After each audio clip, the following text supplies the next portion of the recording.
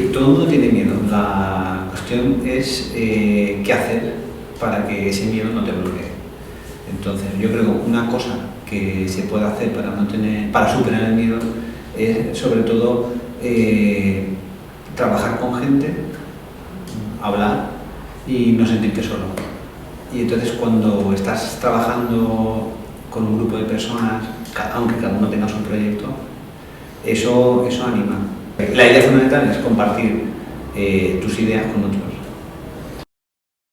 Una idea importante, un conjunto de experiencias humanas que transmitan y luego, sobre todo, un camino que lleve al espectador de una manera lógica, bueno, no sé si lógica, pero sí comprensible.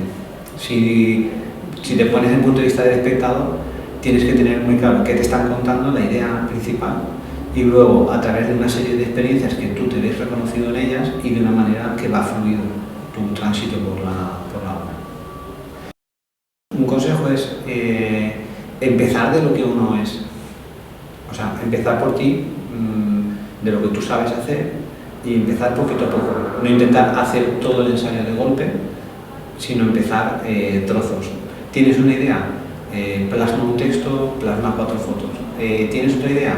Ve haciéndolo poquito a poco, porque con el tiempo, si vas haciendo, luego lo podrás juntar y darle un sentido. O sea, si ves el ensayo como una totalidad, es como el Himalaya. Es decir, nadie se sube al Himalaya de golpe. Es simplemente intentar descomponerlo en partes asumibles, pequeñas metas. Nosotros como especie hemos evolucionado como una especie que camina. Se salió de África caminando, porque se pobló toda la tierra, y el ser humano cuando camina piensa, y cuando uno está escribiendo es una especie de camino. Tienes que pensarte cada frase, vas imaginando lo que quieres contar. Entonces, el hecho de escribir está relacionado con las imágenes que te gustaría contar. Entonces, cuando uno está escribiendo, te está marcando también el tipo de fotografía que tú puedes llegar a tomar.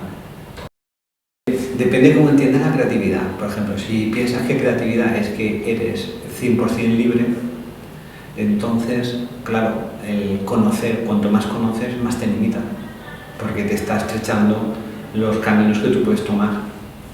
Pero si consideras creatividad como un proceso en el que tú vas a elaborar dentro de un contexto real en el que tú estás, necesitas las referencias para poder crear.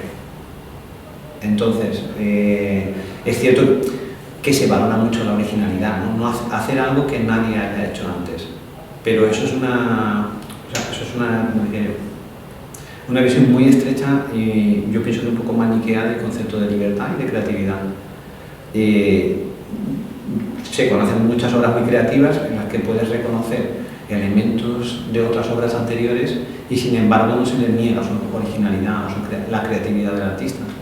Entonces, no debería haber una tensión entre manejar ciertas referencias artísticas, culturales, intelectuales y el producir una obra creativa, o sea, original.